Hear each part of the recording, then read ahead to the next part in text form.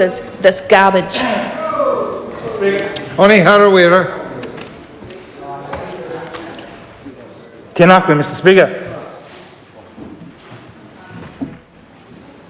Mr. Speaker, when we talk about representation, I'm minded of a comment we got from a couple in New Plymouth yesterday who were really upset with the decision to deny the Māori seats in Auckland and said, in this case, democracy is two wolves and one sheep voting on what to have for dinner.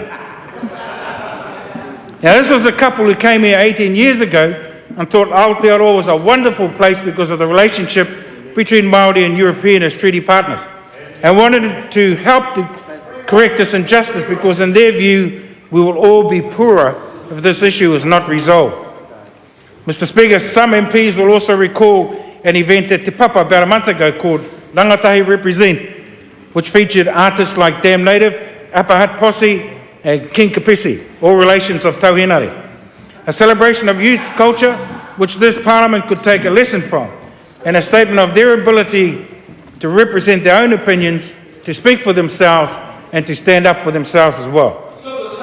And, Mr. Speaker, all MPs will know how well the Māori Party has grown into its role of representing Māori opinion and standing up for the rights of Māori as the first peoples of this land, and as the partner to Te Tiriti o Waitangi, the constitutional foundation of Aotearoa.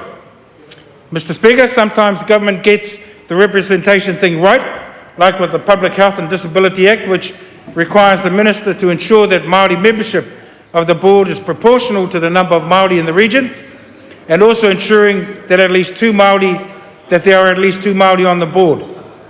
But, Mr. Speaker, the latest debacle around the Māori seats in Auckland shows very clearly how, even when a Royal Commission recommends Māori seats, and even when all of Māori submissions support Māori seats, and even when 80% of non-Māori submissions support Māori seats, and even when the majority of Auckland's councils support Māori seats, and even when most of the 5 major parties in Parliament support Māori seats, government can still conspire to make a fool of itself by pandering to the whims of a party who are polling below the margin of error, for God's sake.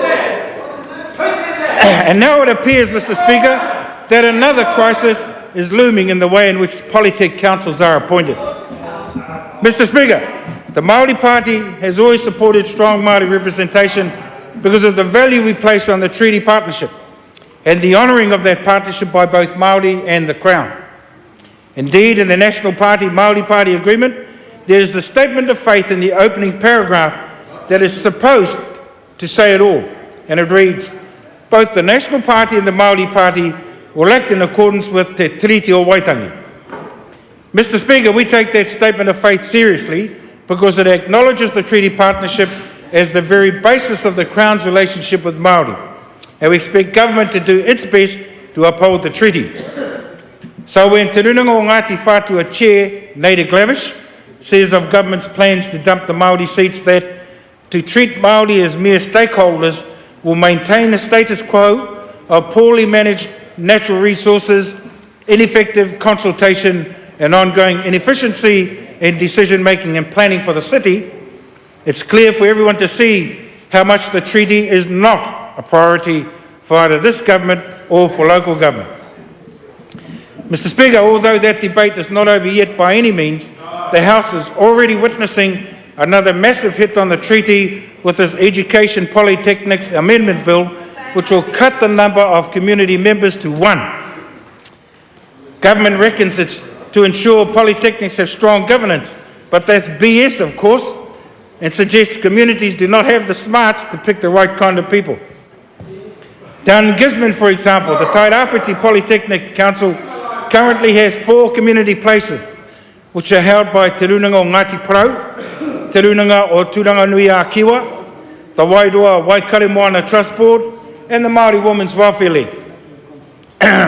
Given the breadth of participation from those various tribal areas, cutting the community seats to 1 will enhance neither the representation nor the quality of skills that can be brought to the table. Most Polytech councils already have Māori representation, and some have dedicated mana whenua seats, such as Tai Rāwhiti, Whitireia and Waiariki. but not Northland. And those initiatives should be lauded, not discarded, for they show the value of the relationships between politics and the communities they serve, and the institutional success which flows from that, Mr. Speaker. In fact, just a couple of days ago, Dennis Sharman, spokesman for the National Body for Councils of Institutes of Technology and Politics, said the performance and value of polytechnics depend strongly on the professional and vocational education they provide for communities throughout New Zealand. Community interests must therefore feature strongly in the governance processes for polytechnics. Mr. Speaker, that's from the people most affected by this proposal. And yet here we are, planning to give that community input the chop. Mr. Speaker, if that community viewpoint, including mana whenua, is removed, governance will become simply an extension of central government rather than an exercise in decentralisation and community ownership. Central government will be trying to do for the regions what the regions have been doing well for themselves for decades. The nanny state that National so reviled over the last 3 years will be getting steroids when National says it should be getting laxatives.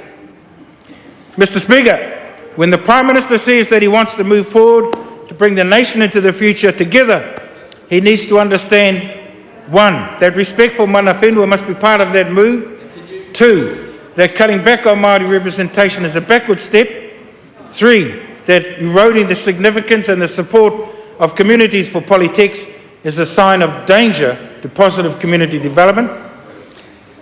And 4, that the Māori Party will never agree to any moves which threaten the treaty as the basis of Māori representation to organisations and authorities in Aotearoa.